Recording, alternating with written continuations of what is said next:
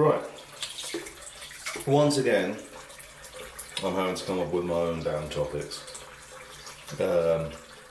Luckily, this time round, I'm not going to say anyone's going to be interested in it, however, I have had a couple of things which I've been, for some reason, vaguely researching, which are somewhat related. So, today, I'm going to talk about reducing plastic waste in somewhat tangential ways. So, this comes in two places. So the first place was a video I saw going around on Facebook about a lady who had come up with a new toothpaste which you bite into instead of brushing on. So you still use a toothbrush, except it's just little capsules, little tablets that you bite into and go, and then you do it. So if you ever use those plaque identifying tablets that you used to get, that they used to do in like secondary school science class, then it's effectively that you just bite down on it and it gets all up in your teeth. It gets good coating around it, and then you just go on and you brush them, which is fine. Obviously there is a charcoal version of it. How effective that is, I don't know, but it looks like it's doing something. And you may have noticed I do have charcoal bristles on my toothbrush, because I thought I'd give them a try. They're very soft. I don't know if that's just because Superdrug makes bad toothbrush heads, or if it's something to do with the charcoal treatment, but there we go. I don't feel particularly like they're doing the best job, but it's probably fine. And you know, the toothbrush heads aren't necessarily cheap, so I'll do what I can with it. So, yeah, there you go. But my concern when I saw this was not so much with, you know, the efficacy of it all and whether at any point anybody that had any knowledge of dental hygiene had been consulted in all this, but more that all these people that, you know, they're seeing their toothbrush and their toothpaste as a massive concern, more about the packaging. And obviously there's a load of people in there like, oh, fluoride, it's going to kill you, it's in the chemtrails, all that kind of thing. And all these people that are so concerned about damaging the environment whilst brushing their teeth, for some reason, none of them are aware that you don't need toothpaste to brush your teeth. Now, obviously I do use toothpaste, you may have noticed. In the beginnings of these videos when I'm brushing my teeth, there is very much paste going on. However, I'm also aware that it's not entirely necessary. Now, should you want to do this, the problem with it is it takes time. So, all you need to do is shove a toothbrush in your mouth, start brushing, but you need to keep brushing for a while, like properly like 10 minutes or something like that. The benefit is that because you aren't making a mess, because you're not covered in toothpaste, and what you can do is just go watch TV or go do whatever else it is that you're doing that doesn't involve two hands, and you can just do it in the background. You know, it's not a difficult thing to do. It's just brush, brush, brush, brush, brush, brush, brush. And the thing that convinced me that it does work is that after you do it, and so I originally did this was when I went to a friend's wedding and neglected to take toothpaste with me. And then being there with a toothbrush and without toothpaste, I did a quick Google of whether you really needed to use toothpaste or if there was an easy substitute or something like that, so I didn't have to go find some. Mail's here. And I learned that apparently there have been studies conducted where actually it doesn't make a blind bit of difference if you have toothpaste or not, as long as you spend long enough without toothpaste that it still gets the job done. So there you go. And I mean, potentially that means that actually everyone should always be doing 10 minutes at a time or whatever it is, but who knows. Now, the reason though, as I say, that I believe that it works is that after doing it, the smell that you get obviously isn't minty because you've not put anything minty in your mouth. Obviously you're free to have a mint afterwards if you want the same effect. The smell isn't minty, it is instead same smell that you get when you go to the dental hygienist and or the dentist and they've been all up in your teeth and, you know, excavating. And that's the smell that happens, which, I mean, it's not a massively pleasant smell, but also is surely the smell that you would associate with a clean mouth, with, you know, a hygienic mouth. So I'm going to say that's good. And for some reason, nobody's ever touting this.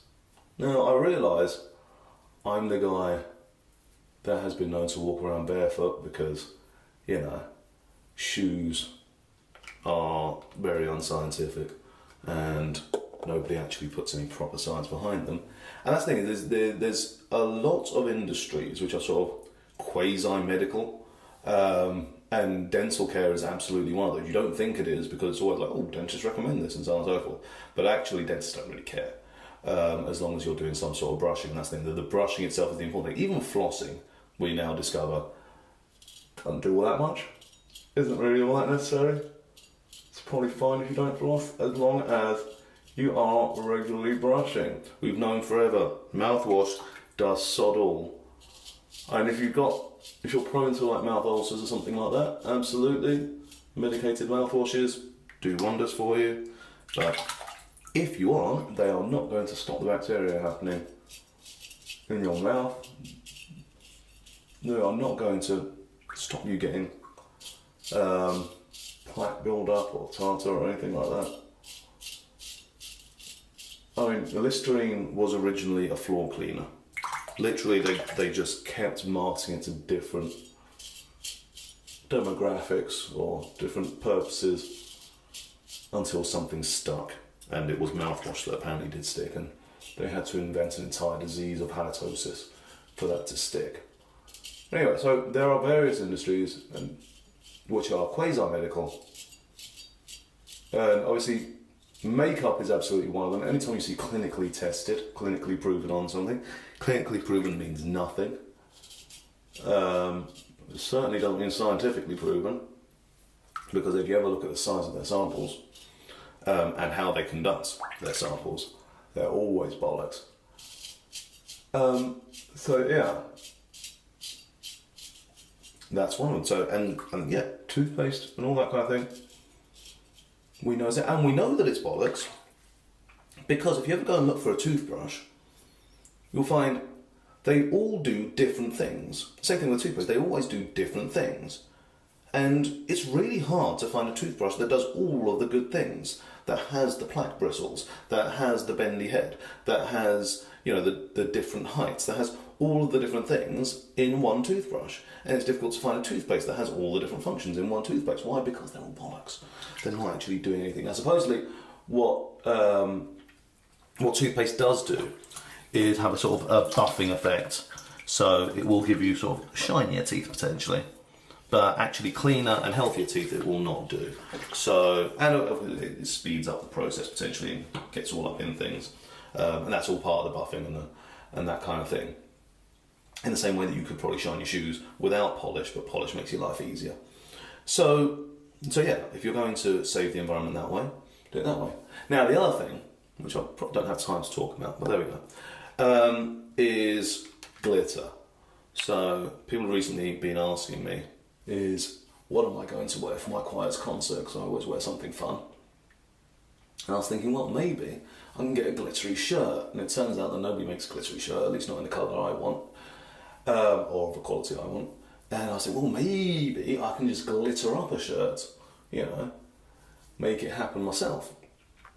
And so I started looking around, and so I can get glitter really cheap. Like I can get a kilo for like £3 or something stupid like that, which is great.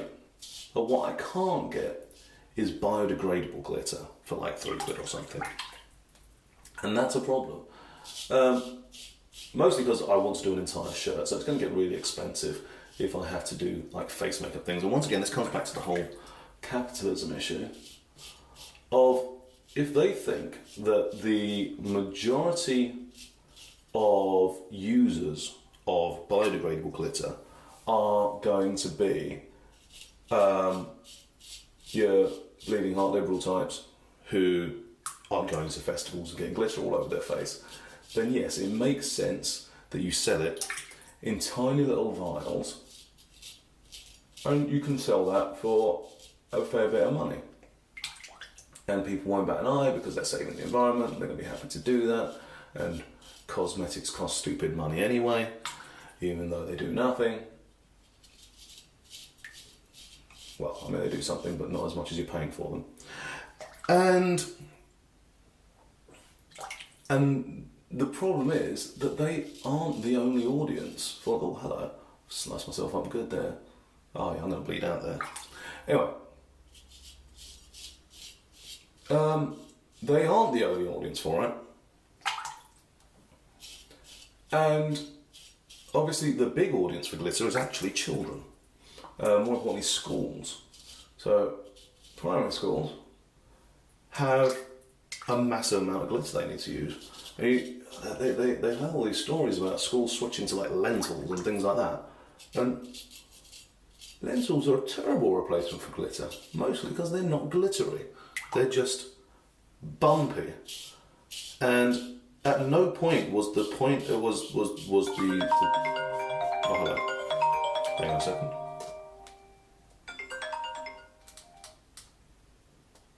Hello?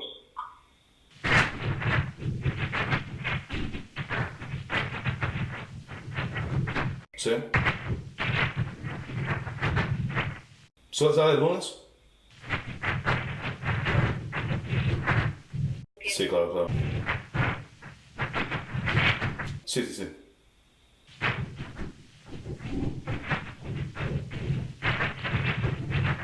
Yo ya vengo con media hora.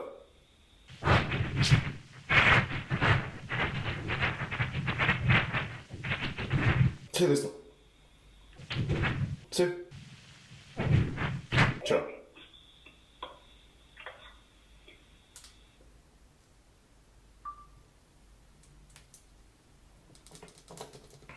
Okay, where was I? It's the problem with using your phone to make videos. Yeah, schools are going to be the massive users, and they don't want tiny amounts. They want to be covering massive like construction paper in it and doing like plays where they've got entire boards covered in glitter and things like that. And obviously they want to be doing this in a way that is biodegradable and which isn't going to destroy the environment and so on and so forth. But they can't, because if businesses start selling, I mean, it's entirely possible. I've been researching this for all of like a couple of hours yesterday while I was trying to work out how to make a shirt happen.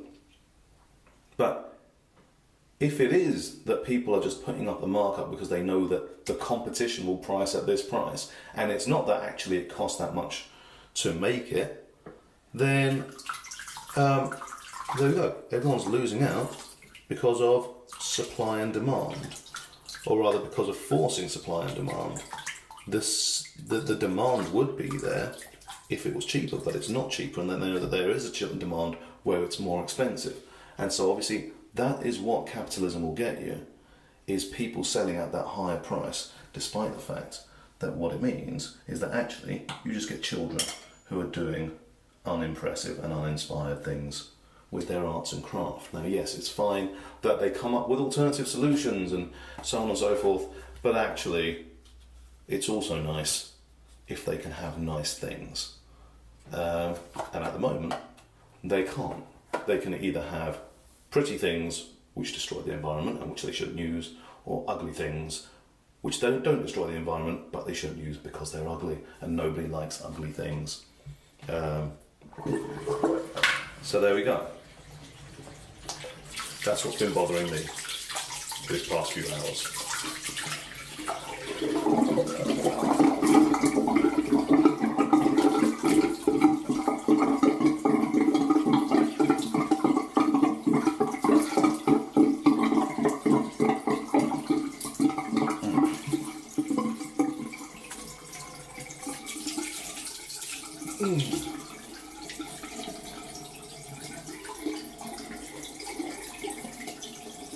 That I'm presumably bleeding out from my face at some point.